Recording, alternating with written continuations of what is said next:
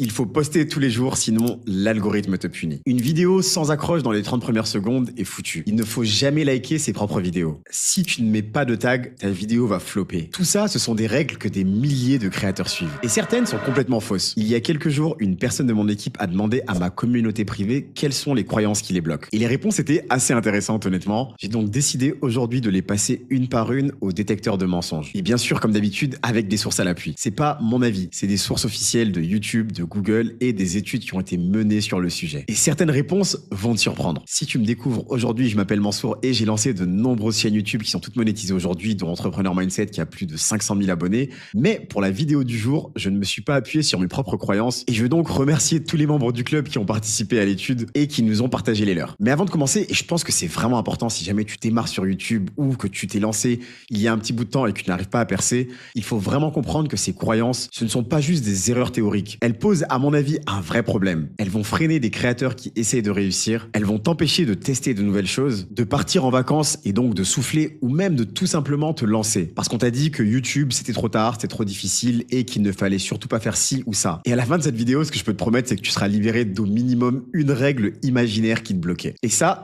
vaut de l'or. Si justement tu veux rejoindre cette fameuse communauté YouTube dont je t'ai parlé, qui est gratuite, qui s'appelle Le Club, le lien est en description et à l'intérieur, tu vas y retrouver des formations gratuites, mais surtout une communauté vraiment bienveillante qui est là pour pouvoir t'aider à avancer et ne plus jamais te sentir seul. On va commencer par les mythes du calendrier. Si je ne poste pas pendant une semaine, l'algorithme me punit. La régularité fait tout et il faut poster à une heure précise, sinon on va être pénalisé. Camille nous a dit carrément que le premier point la stresse tellement qu'elle n'ose même pas prendre une semaine de break. Le verdict, c'est que les trois sont faux avec une petite nuance sur la régularité. YouTube a confirmé publiquement que son algorithme recommande des vidéos, pas des chaînes. Chaque vidéo est évaluée individuellement. Il n'existe donc aucune punition cachée pour une pause et une analyse de fin 2025 le confirme, les pauses courtes ne nuisent pas à la croissance, l'algorithme récompense l'engagement sur le long terme. Et pour l'heure de publication, c'est la même chose. YouTube a publiquement démenti tout avantage qui serait lié au timing de l'upload. Donc quand tu entends qu'il faut poster à 8h ou à 22h, c'est faux. Ce qui compte, c'est de publier quand ton audience est active, ce que tu vois dans tes analytics. Il n'y a pas d'heure magique et donc pas de pénalité. Et la régularité dont nous parlait Kevin, elle aide mais elle ne fait pas tout. Les données montrent qu'un contenu cohérent et bien ciblé va battre le volume de publication à chaque fois. Une très bonne vidéo par semaine que tu tiens dans la durée va battre 5 vidéos bâclées. Donc Camille, c'est bon, tu peux partir en vacances tranquille. Le deuxième groupe de mythes, c'est la condamnation. On va avoir 3 mythes qui sont dans le même registre. Une vidéo sans accroche dans les 30 premières secondes est grillée, les premières 24 heures décident de tout, et le fameux shadow ban, la punition secrète. Et le verdict, c'est que là, rien n'est définitif sur YouTube. La part de vrai d'abord, parce qu'il y en a dedans. Les 30 premières secondes sont bien une métrique centrale de l'algorithme en 2026, et c'est là que la majorité des spectateurs décident de rester ou de partir. Donc oui, soigne ton accroche, ça c'est très important, et je t'ai déjà fait une vidéo entièrement dédiée au sujet. Mais est-ce que tu seras grillé si c'est pas le cas? Non, pas du tout. Et est-ce que les 24 premières heures sont décisives? Eh bien, ce n'est pas le cas non plus. Croisant mon expérience, mais pas seulement. Les données montrent que des vidéos décollent des semaines, des mois, parfois même des années après leur publication, surtout via la recherche sur des sujets intemporels. D'où le fait que je pousse la majorité des gens que j'accompagne à faire ce qu'on appelle de l'evergreen. Tu fais du contenu qui est intemporel et donc qui sera toujours d'actualité. Par exemple, les 10 meilleurs films pour entrepreneurs ou comment est-ce que telle entreprise a été créée. On a beaucoup de percées de petites chaînes qui vont être des découvertes, qui vont être lentes, jamais des percées virales. Et ce que je kiffe le plus par-dessus tout avec YouTube, c'est que c'est la seule plateforme qui te permet de relancer une vidéo même après des années. Et pour ça, il te suffit de changer son titre ou sa miniature. Quelque chose qui est beaucoup trop sous-estimé par la communauté de créateurs. Alors maintenant, venons-en au fameux shadow ban. Un vrai shadow ban, ça voudrait dire que plus personne ne voit tes vidéos. Dès qu'il y a une vidéo qui flop, on se dit on s'est fait shadow ban. Mais est-ce que c'est vrai? Voilà ce que dit YouTube. La plateforme nie officiellement shadow banner qui que ce soit et répète à chaque accusation qu'ils ne cachent pas secrètement de contenu. C'est logique, ils ne vont pas avouer qu'ils shadow ban des gens. Mais la vérité est beaucoup plus nuancée que ça. Il existe un mécanisme officiel qui ressemble beaucoup. En 2019, YouTube a annoncé publiquement qu'il réduisait la distribution du contenu borderline,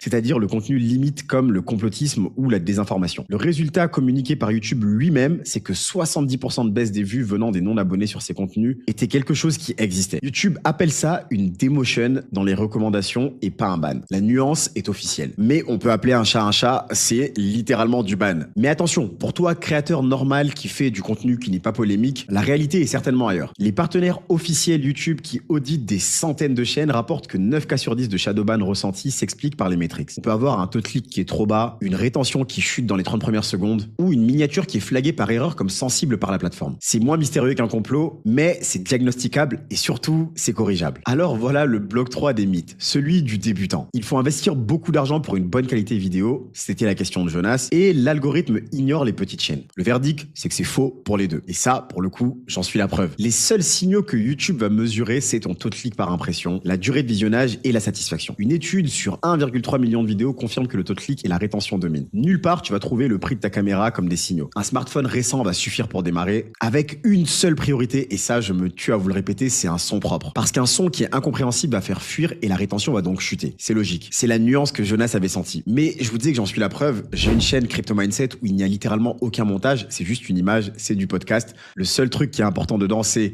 une bonne miniature pour pouvoir attirer les gens, une histoire que je raconte qui les intéresse et donc qui les fait rester, et donc bien sûr un bon son qui leur permet d'entendre l'histoire et donc de la vivre. Et la deuxième preuve, c'est que j'ai lancé ma plus grosse chaîne à 500 000 abonnés, Entrepreneur Mindset, avec mon téléphone de l'époque, un Samsung A52 si jamais je dis pas de bêtises, et un micro cravate que j'avais acheté sur Amazon à 12 €. Donc voilà, on est loin des milliers d'euros d'investissement pour pouvoir te lancer et créer un business avec la meilleure plateforme du monde. Et pour les petites chaînes, le mythe est officiellement démenti et encore une fois, j'en suis la preuve. Chaque nouvelle vidéo reçoit une portée de test auprès d'une audience initiale, quelle que soit la taille de la chaîne. Ce qui compte, c'est la réaction de ce premier groupe, pas ton compteur d'abonnés. Mes premières vidéos ont été faites avec presque rien et surtout, j'ai monétisé une nouvelle chaîne en une semaine. Preuve en est qu'elle a été propulsée par l'algorithme. Et d'ailleurs, une autre preuve, c'est que tu vois souvent sur ton écran d'accueil YouTube des chaînes ou des vidéos avec seulement quelques dizaines de vues. Preuve en est que l'algorithme essaie de les pousser. Et donc, nous voilà au bloc 4 des mythes, qui est la niche ultra précise. Une question posée par Mister X. D'ailleurs, Mister X, merci pour tous tes messages dans le club. Tu es ultra actif et tu me fais toujours beaucoup rire. Et le verdict, c'est que ça dépend et voilà de quoi exactement. Ce qui est vrai, c'est que YouTube construit un profil thématique de ta chaîne pour savoir à qui te recommander. Si tes vidéos partent dans 5 directions sans lien,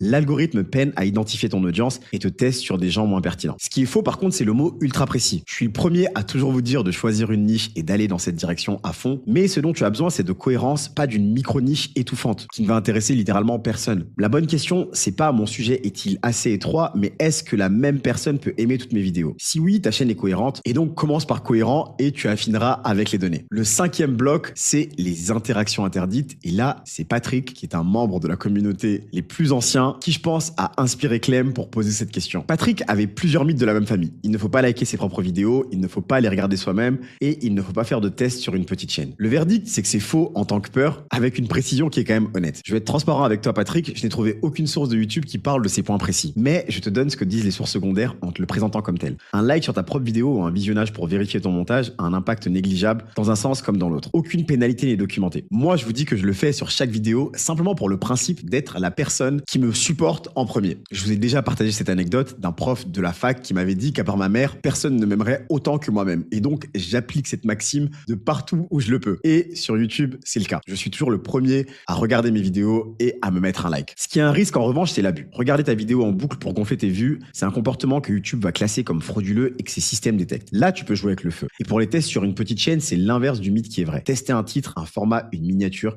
c'est exactement comme ça qu'on trouve ce qui marche. Une petite chaîne a moins à perdre et tout à apprendre de ses tests. Donc, vous connaissez mon surnom, le savant fou de YouTube. Testez les amis, sans aucune limite. Le 6e bloc, c'est que les shorts tuent les vidéos longues. Le fameux sondage que Clem a réalisé. Ça, c'est un sujet que je vois souvent revenir. On en a beaucoup parlé dans la communauté et j'ai un avis très tranché sur le sujet. Mais on va pas se contenter de ce que je pense. Comme d'habitude, on va prendre les sources officielles de YouTube. Et le verdict, c'est que c'est faux d'après YouTube. C'est un des mythes qui revenait le plus dans les sondages et un représentant de la plateforme a déclaré que les créateurs qui publient à la fois des vidéos longues et des shorts ont en général un niveau d'engagement plus élevé que ceux qui n'ont qu'un seul format, avec des exceptions dans les deux sens. Les deux formats vont vivre sur des surfaces différentes. Les longues sur la page d'accueil, les shorts dans leur propre fil. Bien utilisés, les shorts sont une porte d'entrée qui emmène les spectateurs vers tes vidéos longues. Le piège, c'est donc de faire des shorts qui n'ont aucun lien avec tes vidéos longues et qui vont attirer une audience qui ne va pas rester. Et en bonus, on va répondre à la question que j'ai trouvée vraiment intéressante de Camille. Elle demande si chaque vidéo est vraiment jugée indépendamment. Pourquoi, après un succès, les vidéos suivantes marchent mieux alors qu'un flop ne pénaliserait pas les suivantes? L'explication, en fait, elle tient dans l'audience initiale du test. Quand tu publies, YouTube montre d'abord ta vidéo à un petit groupe composé en grande partie de tes abonnés et de tes spectateurs récents. Après un succès, ce groupe, il va grandir et il est chaud. Ces gens viennent de te découvrir et ils en veulent encore. Donc non seulement ta vidéo suivante va démarrer devant une audience qui est plus grande et plus réceptive, mais cette vidéo qui a du succès,